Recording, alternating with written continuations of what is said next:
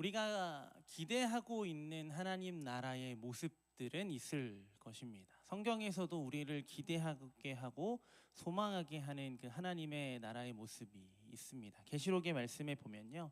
먼저 계시록 21장 4절에 보면 모든 눈물을 그 눈에서 닦아 주시니 다시는 사망이 없고 애통하는 것이나 곡하는 것이나 아픈 것이 다시 있지 아니하리니 처음 것들이 다 지나갔음이로라 라고 말하고 있고요. 6절 말씀에 보면 또 이렇게 얘기하고 있거든요. 우리 함께 읽어볼까요?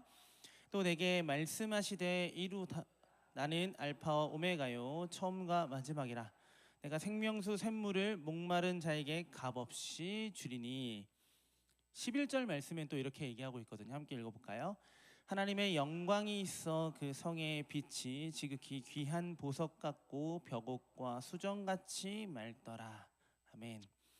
가고 싶은 곳이죠? 아니신가요?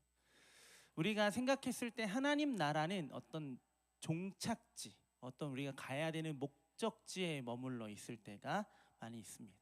물론 우리가 거기에 들어가기만 하면 어떤 일들이 일어나나요? 눈물도 없고요, 아픔도 없고 고통도 없고 영원한 생명수를 마시고 주님을 더 기뻐 예배하는, 주님이 우리에게 허락하신 놀라운 은혜들을 충만히 누리며 나아가는 그 자리가 바로 하나님 나라입니다. 더 좋은 날, 지금은 힘들고 어렵겠지만 이후에는 더 좋은 날, 더 좋은 것들이 기다리고 있다. 그러니 우리는 이 세상을 어떻게 살아가고 있나요? 버텨내는 거죠. 우리는 마침내 들어갈 곳이 있기 때문에 견디는 겁니다. 힘들어도 이겨내는 거죠. 우리에게는 이런 기대와 소망이 우리의 하루를 살아내게 한다라는 것입니다. 그런데 성경은 우리에게 주어지는 그 하나님 나라가 미래의 어떠한 형태로 나타나는 것이라고만 이야기하지 않죠. 마가복음에 보면 예수님께서 복음을 선포하시며 가장 먼저 말씀하셨던 것은 바로 하나님 나라입니다. 1장 15절에 보면 이렇게 말씀하고 있거든요. 함께 읽어볼까요? 이르시되 때가 찼고 하나님의 나라가 가까이 왔으니 회개하고 복음을 믿으라 하시더라. 예수님은 분명히 말씀하십니다. 회개해야 하나님 나라로 갈 수 있다가 아니죠. 뭐라고 말씀하십니까? 하나님 나라가 가까이 왔다. 그러니 뭐 하라고요? 회개하고 복음을 믿으라. 우리가 회개하고 복음을 믿고 나아가는 나라가 아니라 하나님 나라가 그 예수 그리스도를 통하여 이미 왔음을 우리에게 선언하셨습니다. 그러니 우리가 그 나라를 살아가기 위하여 필요한 것이 무엇인가요? 회개하고 그 예수 그리스도께서 선포하시는 복음을 믿는 겁니다. 우리가 성취해 나아가는 것이 아니라 이미 이루어진 그 나라를 우리가 살아가게 된다는 거죠. 그러면 그 하나님 나라가 우리 눈에 보이지 않는데 어디 있을까요? 누가복음에 보면 또 이렇게 말씀하고 있습니다. 17장 20절에서 21절 말씀입니다. 함께 읽어보겠습니다. 바리새인들이 하나님의 나라가 어느 때 임하나이까 묻거늘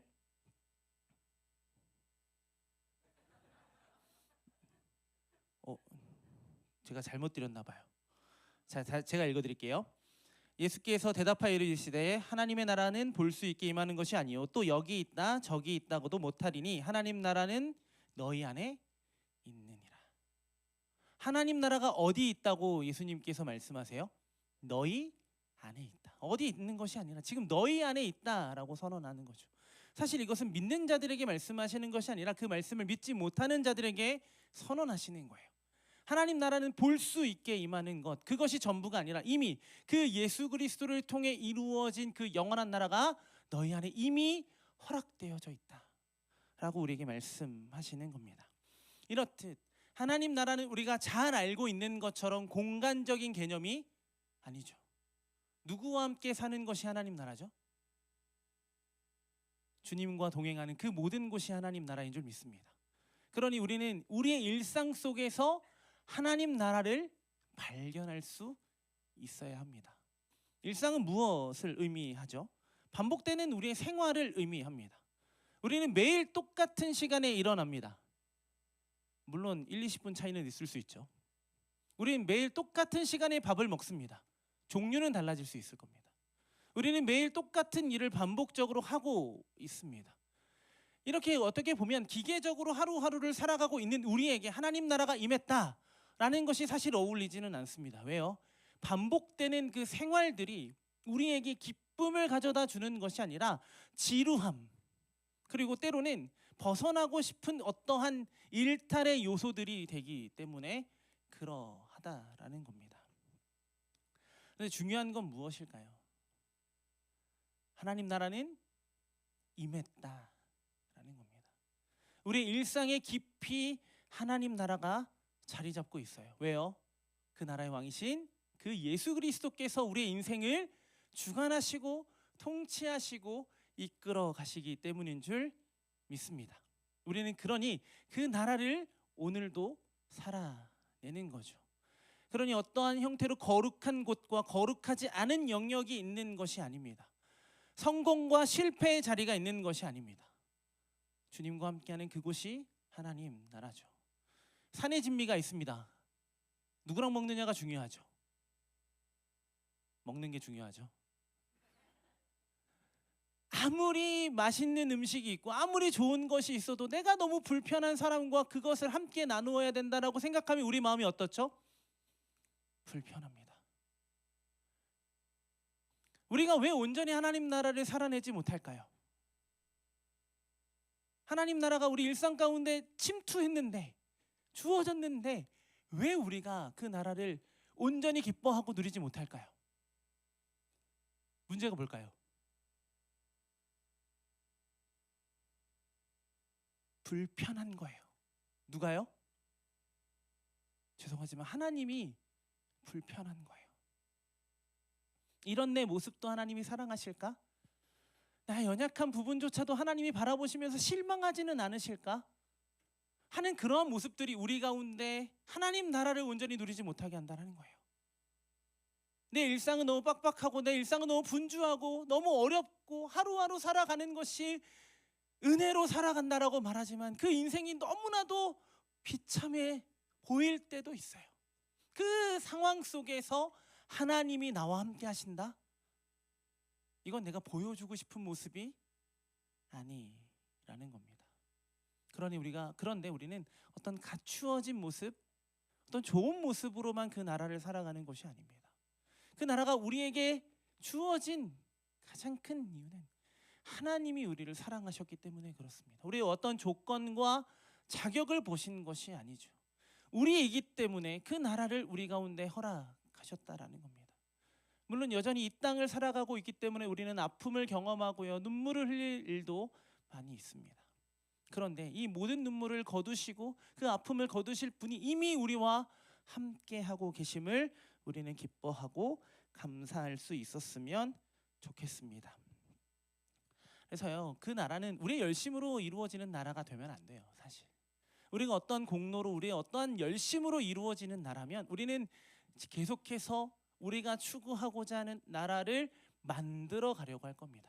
다시 말해서 내가 주인 되는 인생을 살아가게 될 거라는 거죠. 그러니 우리는 더더욱 하나님과 서먹한 관계가 될 수밖에 없습니다. 그래서 오늘 말씀에는 그 하나님 나라를 준비하고 살아가는 삶에 대하여 예수님은 말씀하십니다. 어떻게 말씀하시죠? 35절과 36절 말씀을 함께 본문 말씀 함께 읽어보겠습니다. 시작. 허리에 띠를 띠고 등불을 켜고 서 있으라. 그 주인이 혼인집에 들어와 문을 두드리면 곧 열어주려고 기다리는 사람과 같이 되라. 우리가 무엇이 되어야 한다라고 말씀하시죠? 주인을 기다리는 종의 모습으로 살아가야 된다는 겁니다. 종으로 살아간다라는 것은 참 어렵죠. 물론 지금은 주인과 종의 관계는 사실 우리의 삶에서는 그렇게 드러나지는 않은 일이기 때문에 이해하진 못해요. 그런데 그 당시에 예수님은 이 청중들이 이해할 수 있는 방법으로 지금 그것을 가르쳐주고 계시는 거거든요. 그런데 이 시대와는 거리가 멀기 때문에 나와 상관없는 거야 라고 생각할 수 있지만 그렇지 않다라는 겁니다. 예수님은 당시의 종의 모습을 형상화해서 말씀하고 있습니다. 어떤 모습으로 주인을 맞이해야 한다고 기록하고 있죠. 먼저 허리에 띠를 띠는 겁니다. 그리고 등불을 켜고 기다리는 거고요. 마지막으로는 주인이 돌아와 문을 두드릴 때 언제든지 문을 열어줄 수 있도록 깨어 있어야 한다라고 말합니다. 이 세 가지는 바로 일을 할 수 있도록 준비된 상태를 말하는 거죠. 고단한 삶입니다. 허리에 띠를 띠는 것, 허리를 동여맨다는 거죠. 언제든지 일할 준비가 돼 있다는 거예요. 그리고 그 당시에는 지금의 밤보다 더 어두웠을 겁니다. 그렇기 때문에 밤에 길을 밝히는 등불은 너무나도 중요했어요. 특히 주인이 오기까지 기다리면서 불을 밝히고 있는 것은 주인을 맞이하는 종의 바른 태도입니다. 그런데 위의 일은 어떻게 하면 할 수 있을 것 같아요. 그런데 뭐 해야 돼요? 깨어 있어야 된다는 겁니다. 허리에 띠를 띠고 잠을 잘 수는 있잖아요. 등불을 옆에 놓아놓고 잠을 잠깐 잘 수 있잖아요. 그런데 주인이 언제 돌아올지도 모르는데 어떻게 해야 돼요? 바로 반응할 수 있도록 깨어 있어야 된다라고 예수님이 말씀하십니다. 모든 신경이 주인이 오는 소리에 집중해야 했어요. 이렇게 자기를 희생해야 되는 시간이 종으로서는 분명히 필요했다라는 겁니다. 이 모든 것은 결국 기다림이죠. 그런데 그 기다림이 짧으면 좋지만 그 기다림의 시간이 길어지면 길어질수록 종의 인생은 고단해질 수밖에 없다는 겁니다. 이 고단한 삶을, 이 기다림을 우리는 어떻게 살아가야 할까요? 그러면 언제 올지도 모르는 주인을 하염없이 기다렸던 이유가 있겠지만 조금 상상력을 발휘해 보면 그 주인이 너무 무서우니까 바로 문을 안 열어주면 혼날까 봐 기다리는 거죠. 또 하나는 주인을 기다리는 시간이 그만큼 가치 있는 시간으로 여겼기 때문에 그러했다고 볼 수 있겠죠. 만약 우리가 하나님 나라를 가는 곳이라고 생각한다면, 그냥 가는 곳에 머물고 있다면 무서움을 참아내야 하는 고통의 시간을 이겨내야 했을 겁니다. 그런데 지금 이들은 어디에 살고 있었는지가 너무 중요합니다. 어디에 살고 있었죠? 주인 집이죠. 어디 아파트가 아니라 주인 집에 살고 있었습니다. 그 주인의 집에 이미 살고 있었어요. 그들이 이렇게 기다려서 그리고 고생해서 주인의 집으로 들어갈 수 있는 것이 아니라 이미 그들은 어디에 살고 있었다고요? 주인 집에 살고 있었어요. 그리고 종들은 주인이 어떤 사람인지 너무나도 잘 알고 있었습니다. 37절과 38절 말씀에 보면 이렇게 말씀하고 있습니다. 함께 읽어볼까요? 주인이 와서 깨어 있는 것을 보면 그 종들은 복이 있으리로다. 내가 진실로 너희에게 이르노니 주인이 띠를 띠고 그 종들을 자리에 앉히고 나와 수종 들리라. 주인이 혹 2경에나 혹 3경에 이르러서도 종들이 그같이 하고 있는 것을 보면 그 종들은 복이 있으리라. 그 주인은 어떠한 주인인가요? 종의 기다림, 종의 헌신, 그 종의 희생을 당연하게 여기는 주인이 아니었다는 겁니다. 왜요? 자신을 수종들기 위하여 기다리고 있었던 종들을 뭐 하고 있어요? 주인이 수종들고 있거든요. 물론 주인이 돌아오면 자신들이 주인 행세를 할 수 있을 거라는 기대감은 아니었어요. 주인과 종의 깊은 관계성이 드러나는 장면입니다. 주인도 종처럼 그들을 섬기고 있었다는 거죠. 예수님의 말씀에서는 주인도 허리를 띠고 종들을 자리에 앉히고 수종을 듭니다. 종은 이미 주인의 집에 거하고 있었고 이미 주인의 것들을 누리며 살고 있었습니다. 비록 종의 삶이었지만 주인은 종을 보호하고 종이 누려야 할 것들을 이미 제공했습니다. 그것으로 부족했는지 주인도 종들을 수종들기 시작합니다. 이 수종을 든다는 건 종이 주인에게 하는 일이지 주인이 종에게 하는 일은 아니잖아요. 이 수종든다는 의미 안에는 밥을, 식사를 준비한다라는 의미를 가지고 있습니다. 2경이나 3경, 우리가 이 시간을 정확하게 몰라도 이 시간이 어떤 시간이라는 걸 우리가 유추해 볼 수 있죠. 이미 밤이 늦었다라는 겁니다. 대략 저녁 9시부터 새벽 3시까지예요. 물론 늦게 식사를 하시는 분들은 9시에도 밥을 먹을 수 있습니다.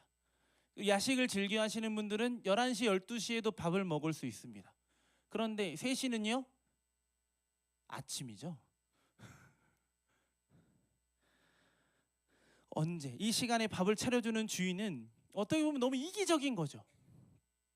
피곤한 종들, 그래 너네들 들어가서 쉬어 라고 말하는 것이 아니라 지금 이 주인은 종들을 위한 식사를 준비하고 있습니다.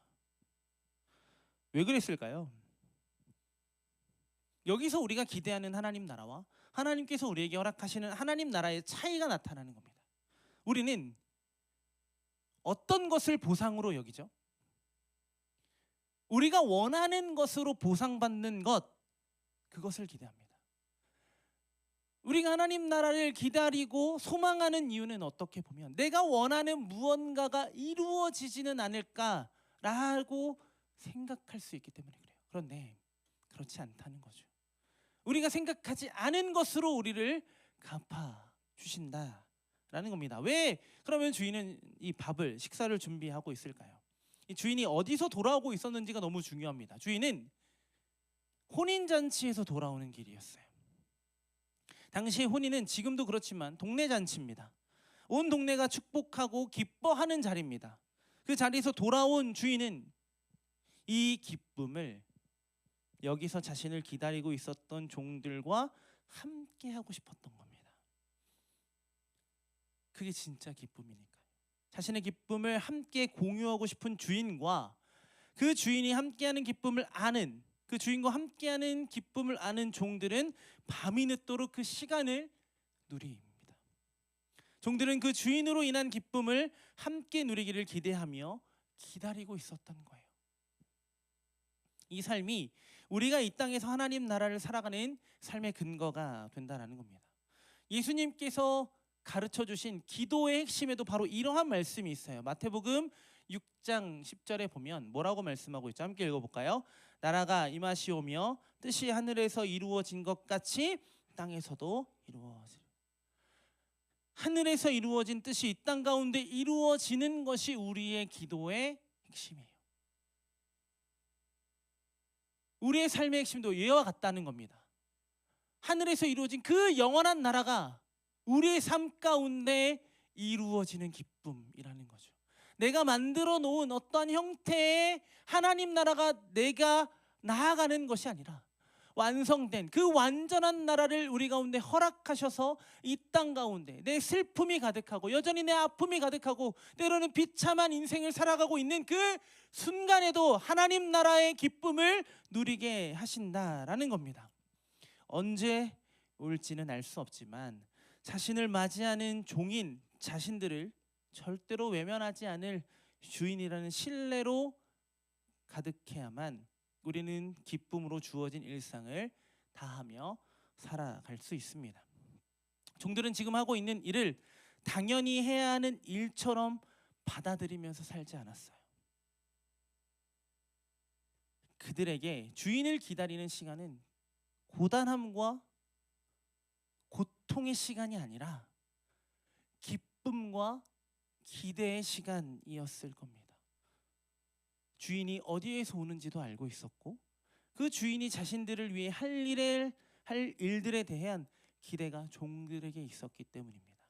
그렇게 기다리던 주인은 돌아왔고 그들은 주인으로부터 주어지는 은혜를 누리게 됩니다.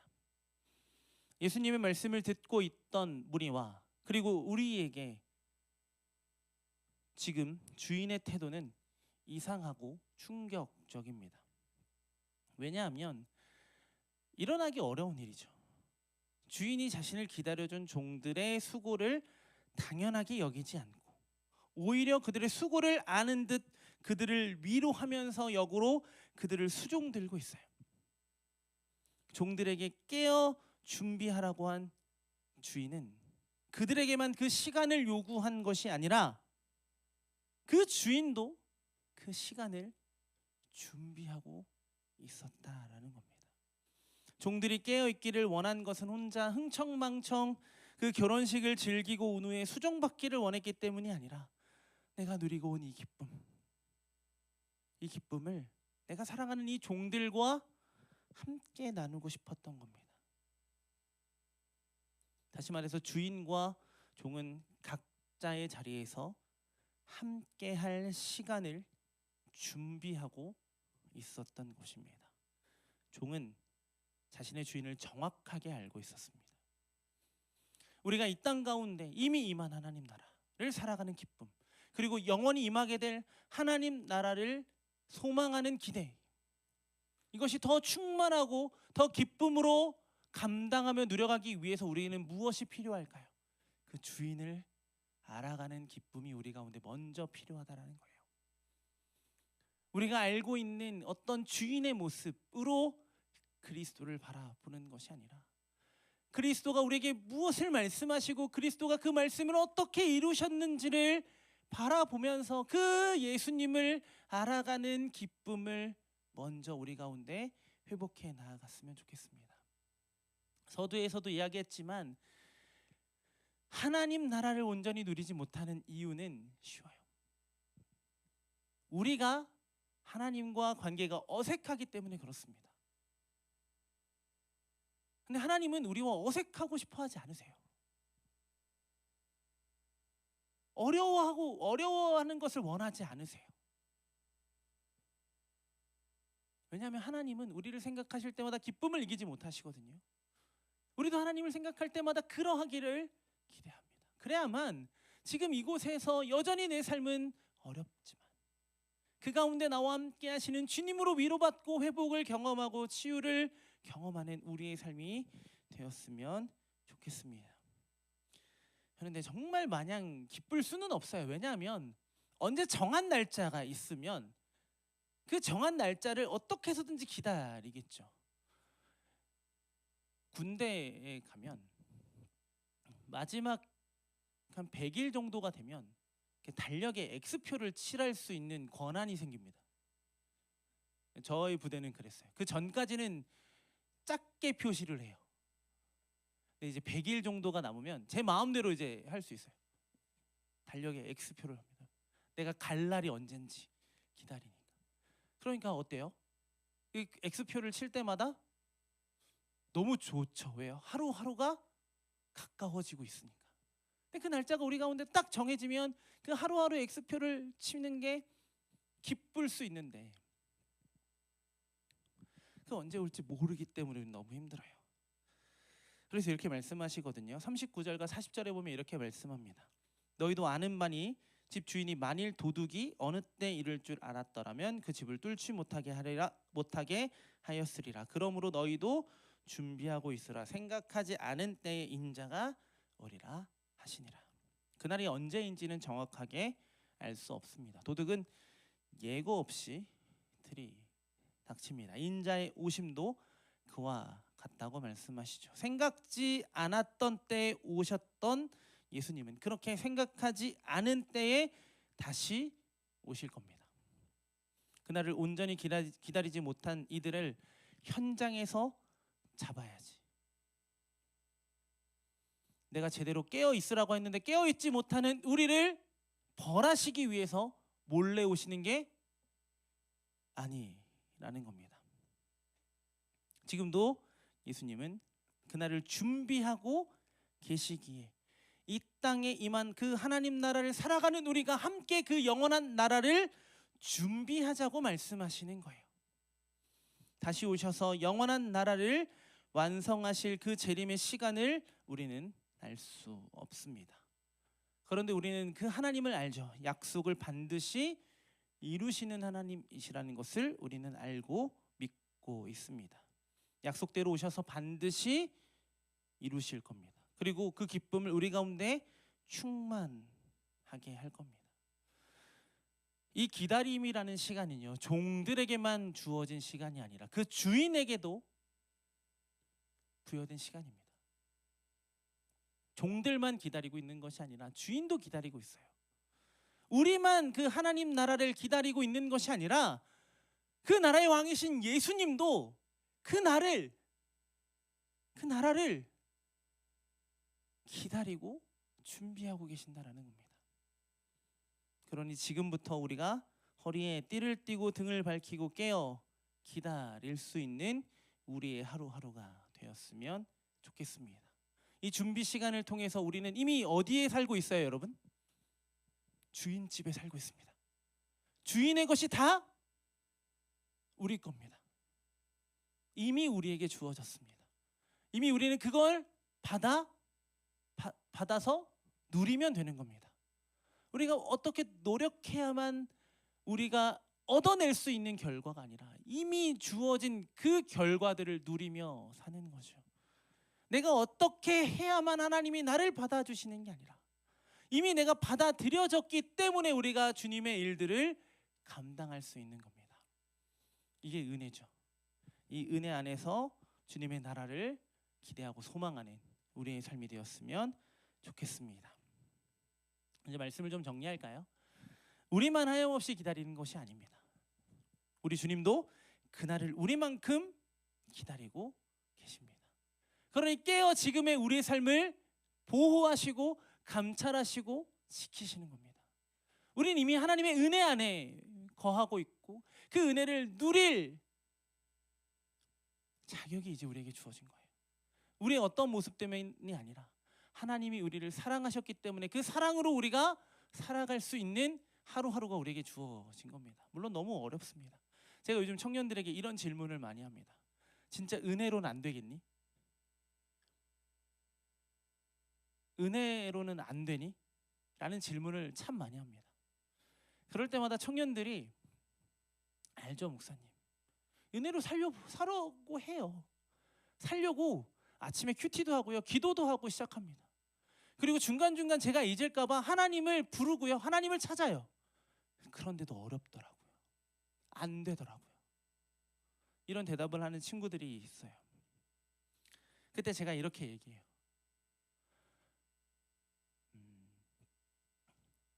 어떤 좋은 모습이 내가 기대하는 어떠한 모습이 되는 것이 하나님과 함께 살아가는 삶이 아니라 이미 그 삶을 살아가는 그 모든 시간 하나님이 우리로 살아내게 하신 것이 은혜야.